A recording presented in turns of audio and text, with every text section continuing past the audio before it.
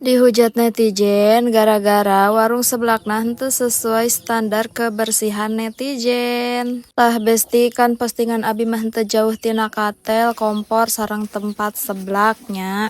Kamari teh aya netizen komen ka abi, komenana teh lumayan rada peureus kitunya, rada nyelekit. Gara-gara manehna teh ningal postingan abi anu nuju masak mie jebeu sareng seblaknya dikarenakan ningal kompor abi sareng si dinding kompor no abi. Tah bes da emang kaayaanana kitunya warung abi mah da namina ge warung bambu ieu mah masih kabaheulaan keneh gitu. Janten si komporna ge sanes kompor anu sae, sanes kompor anu bermerek, ieu komporna oge ku abi teh antos dilapisan ku stikernya. Soalna ieu teh atos malalekat gitu si komporna teh. Maklum atuh besti, komporna ge sudah lebih dari 15 tahun sebelum abi rumah tangga teh kompor ieu teh atos aya. Tah saatos abi rumah tangga ieu teh diwariskeun kompor teh ka abi. Janten abi teh acan kapeser deui gitu. Tah manehna teh meureun ningal tatakan kompor abi anu tos malalekatnya kan asalna mah warnana teh hideung ayeuna warnana jadi bule meureun kitu. Mani geuleuh cenah ningali komporna ge henteu selera cenah jajan dinu kararitu mah.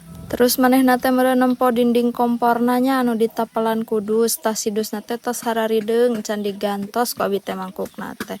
Kot nyebatkeunna tesna estetik saeutik atuh cenah jadi tukang seblak teh.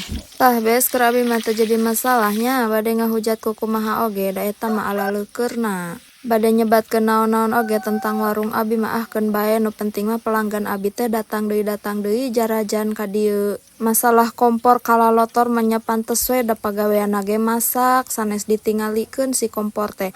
Da barina oge atuh kotoran anu dina kompor teh henteu ngilu kana seblak kitunya, da atos beres mah ngaladangan pasti si kompor teh dielap ku abi teh diberesihan, da ku abi ge henteu diantep. Da setiap warung, setiap dapur ge gaduh standar kebersihanna masing-masing gitunya bes. Ngan abi mah asa dipanglebarkeun we ka jalmi anu sok komen teu pararuguh nu mata kanyerikeun hate batur teh. Lain kuna naonnya, naon anu ku urang ditabur eta nu ku urang dipanen, kan tenan manehna ge da sarua sok ngome media sosial, sok posting, sok itu sok ieu.